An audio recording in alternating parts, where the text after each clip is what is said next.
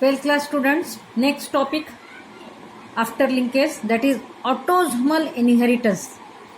इसके पहले Morgan's experiment दिया है, वो आपको पढ़ के समझेंगे क्योंकि इसके बाद पहले समझा है। और वो डायग्राम्स जो है ड्रोसोफिला के मल्टीपल जीन्स का एग्जाम्पल है, इसलिए अलग अलग तरह के उसके विंग्स होते हैं, उसके आईज कलर अलग अलग होते हैं, तो उसका वो दिया है। वो थोड़ा सा कुछ लोगों को किचकट लगता है, आपको पढ़ने के बाद समझ रहा है तो करो, नहीं तो ज़रूरत नहीं, क्योंकि उसमें दिमाग खर्च करने की ज़रूरत नहीं, क्योंकि डायग्राम्स नहीं आते। आप लोग एक बार उसके लेबल्स पढ़ सकते हो, मेल फीमेल का सिग्नल आपको सिंबल समझता है, और जैसे का वैसे उसको ऑटो करेंगे। थोड़ा आप एक दो बार पढ़ने के बाद ध्यान में आ जाता है, उसको समझाने की ज़रूरत नहीं है। एग्जाम्पल दिया है, कुछ लगा डिफ़िकल्टी तो मुझे अलग से पूछना, ओके। वो हर एक के लिए मैं कॉमन नहीं रखती, जिसकी इंटरेस्ट रहेंगे उसने करना। बाद में हम लोगों ने लिंकेज पढ़े, तो ऑटोसोमल इनहेरिटेंस। देखो, हमारे कोई भी लिविंग ऑर्गेनिजम्स में दो तरह के क्रोमोसोम्स होते हैं। जो बॉडी के कैरेक्टर्स बताते हैं उनको बोलते हैं ऑटोसोमल क्रोमोसोम्स, और ऑटोसोमल क्रोमोसोम्स में जो जीन्स है तो ऑटोसोमल जीन्स हो गए, बराबर। तो उनका inheritance means transfer from parents to next generation, इसको बोलेंगे ऑटोसोमल इनहेरिटेंस। और दूसरे होते हैं सेक्स क्रोमोसोम्स, उनको सेक्स के बारे में जो इन्फॉर्मेशन दे सकते हैं उनको सेक्स क्रोमोसोम बोलते हैं, ठीक है। अभी ऑटोसोमल इनहेरिटेंस के बारे में देखेंगे। तो ऑटोसोमल इनहेरिटेंस भी दो तरह से बताए कि डोमिनेंट जीन्स के वजह से हो रहा है तो उसको डोमिनेंट ट्रेट इनहेरिटेंस बोलेंगे। अगर रेसेसिव जीन्स के वजह से हो रहा है, मतलब जहाँ पे रेसेसिव जीन की जोड़ी है, तो ऑफकोर्स वहाँ पे डोमिनेंट कैरेक्टर आने का चांस ही नहीं, बराबर है। रेसेसिव कैरेक्टर का ही ये प्रॉब्लम आएगा, तो उसको फिर रेसेसिव ट्रेट बोलते हैं, ठीक है। और dominant A for autosomal, here A for autosomal and dominant traits. तो ऑटोसोम्स पर जो डोमिनेंट जीन है उसके वजह से जो inheritance means transfer of that character in next generation, तो वहाँ पे उस कैरेक्टर को रिप्रेजेंट करने के लिए दोनों डोमिनेंट जीन हो सकते हैं, या फिर एक डोमिनेंट एक रेसेसिव जीन होगा। तो कंप्लीट डोमिनेंस में एक डोमिनेंट जीन है तो रेसेसिव जीन अपीयर नहीं होता, मतलब ये दो तरह का कॉम्बिनेशन हो सकता है जोड़ी में जीन्स की, बराबर है। तो यहाँ पे एक एग्जाम्पल दिया है, विडोज पिक। विडो मतलब यहाँ पे जिसका हस्बैंड मर गया वो विडो वाला नहीं है, उसका स्पेलिंग देखना। तो विडोज पिक मतलब बालों के बारे में देखेंगे।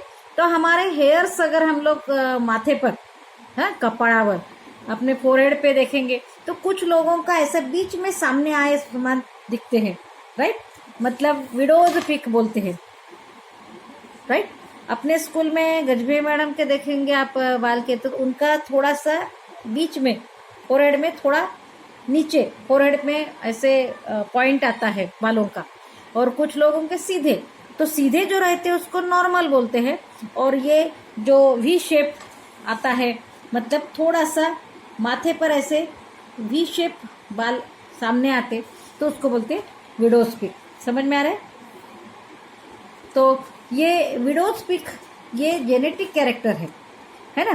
तो इस वजह से क्या है कि जिनमें एक तो दोनों विडोज पिक के लिए शो करने वाले जो जीन्स होंगे तो भी विडोज पिक आएगा, एक विडोज पिक वाला और एक नॉर्मल वाला होगा तो भी नॉर्मल, या अपन बोलेंगे स्ट्रेट हेयर, मतलब प्लेन दिखता है तो स्ट्रेट हेयर, तो इस तरह से ये होगा। तो ये डोमिनेंट जीन है विडोज पिक वाला, इसलिए उसको बोलेंगे ऑटोसोमल डोमिनेंट ट्रेट।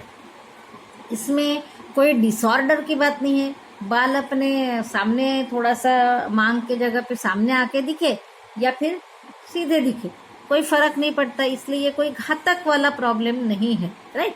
फिर दूसरा है कुछ जिनका इनहेरिटेंस लेकिन जैसे घातक डिसऑर्डर या बीमारी के लिए कारणीभूत होता है, तब उसको अपन लोग एक डिसीज के रूप में लेते हैं या डिसऑर्डर के रूप में लेते हैं, ओके। तो विडोज पिक में कोई डिसऑर्डर के रूप में नहीं लेंगे।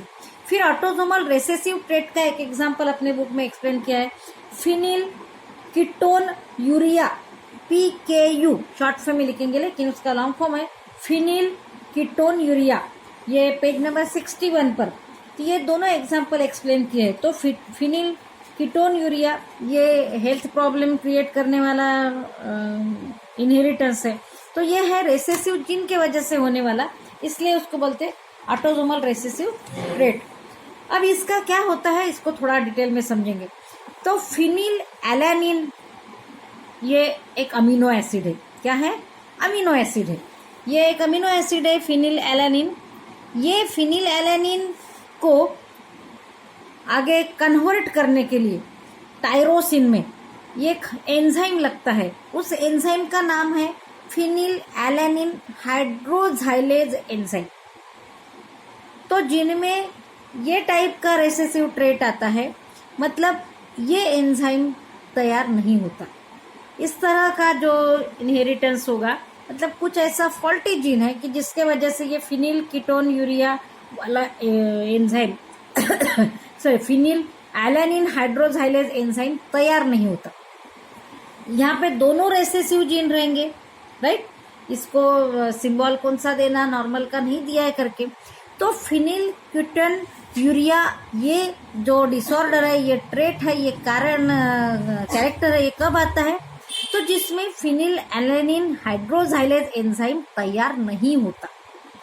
और इसके लिए जीन्स कारणीभूत है कि दोनों रेसेसिव जीन प्रेजेंट होने की वजह से इसमें डोमिनेंट जीन जो नॉर्मल जीन रहता है वो एंजाइम तैयार करने देता है, लेकिन वो एब्सेंट होने की वजह से यहाँ पे एंजाइम तैयार नहीं होता। और ये फिनिल एलानिन हाइड्रोजाइलेज एंजाइम ना तैयार होने की वजह से, उसकी डेफिशिएंसी की वजह से no conversion of phenylalanine amino acid into tyrosine. उसका कन्वर्शन टायरोसिन में करना जरूरी होता है, क्योंकि टायरोसिन आगे आपको मालूम है थायराइड ग्लैंड के थायरोक्सिन हार्मोन में आपने पढ़े हो, राइट। इस टायरोसिन की जरूरत होती है। तो ये टायरोसिन में कन्वर्ट नहीं होगा तो क्या होगा? फिनिल एलानिन जैसा का वैसा बॉडी में रहेगा, और इसका तो डायरेक्ट कोई यूज नहीं है। तो ये क्या होगा? एक्यूमुलेट होगा। मतलब फिनिल एलानिन इस अमीनो एसिड का कन्वर्शन टायरोसिन में ना होने की वजह से, क्योंकि एंजाइम डेफिशिएंसी है, तो ये फिनिल एलानिन जैसे के वैसे बॉडी में रहेगा। ये ब्लड में और CSF means cerebro spinal fluid, इसमें एक्यूमुलेट होगा, मतलब जमा होगा। इसका यूज नहीं होने की वजह से, इसका कन्वर्शन नहीं होने की वजह से, वो जैसे के वैसे रहने की वजह से ये जमा होगा। ये जब ब्लड में और CSF में जमा होगा, कोई भी अनवांटेड चीज ब्लड या अपने बॉडी में या फ्लूइड में जमा होता है तो ऑफकोर्स वो तकलीफ देगा, क्योंकि इसकी जरूरत नहीं है बॉडी में। मतलब वो बॉडी के लिए क्या है? वेस्ट है, अनवांटेड है, बिना कोई उसकी जरूरत नहीं है, बेकाम है।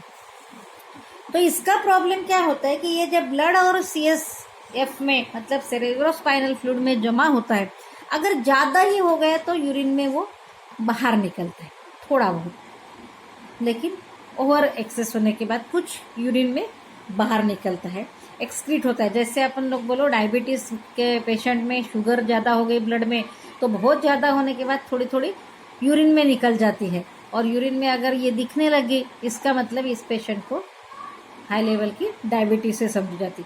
वैसे ही यूरिन टेस्ट करने के बाद अगर फिनिल एलानिन वहाँ पे यूरिन में मिला, तो इसका मतलब है कि ये बहुत ज़्यादा प्रमाण में बॉडी में जमा हो गया, मतलब ये बीमारी है। और इसका परिणाम क्या होता है? अगर ये जमा होता है तो क्या होता है ना? स्टडी करना है तो हमको उसके वजह मालूम होना चाहिए और तकलीफ मालूम होना चाहिए, तब हम लोग पढ़ेंगे। हमको जिसकी जरूरत नहीं, हम क्यों पढ़ेंगे, राइट। तो इसका मतलब समझो कि अगर ब्लड में ये फिनिल एलानिन ज़्यादा जमा हो जाता है, जब एक्यूमुलेट होता है ज़्यादा या कम एक्यूमुलेट, तो उसकी वजह से उसका डिसऑर्डर तैयार होता है, और उसको बोलते हैं मेंटल रिटार्डेशन। क्योंकि CSF कहाँ होता है? सेरेब्रोस्पाइनल फ्लूइड, ब्रेन और स्पाइनल कॉर्ड के सराउंडिंग में, और वेंट्रिकल्स और सेंट्रल कैनल। ब्रेन के अंदर वाली कैविटीज में होता है, ब्रेन के आजू बाजू में मेनिंजेस के बीच में स्पेस में होता है, स्पाइनल कॉर्ड के आजू बाजू में भी मेनिंजेस के स्पेस में होता है, और स्पाइनल कॉर्ड के सेंट्रल कैनल में भी होता है। अब ये CSF सब तरफ है सेंट्रल नर्वस सिस्टम के, तो आपने कहा ये इसका इफेक्ट ब्रेन पर होता है, और उस वजह से causes mental retardation. Mental retardation हम लोग क्या बोलते हैं उसको? पगला बोलते है ना। कम हुआ तो हाफ मैड, ज़्यादा हुआ तो फुल मैड। फिर इस तरह से उसका ब्रेन का जो काम है वो नहीं कर पाता, ये डिसऑर्डर है। Okay, if any difficulty ask me. Thank you.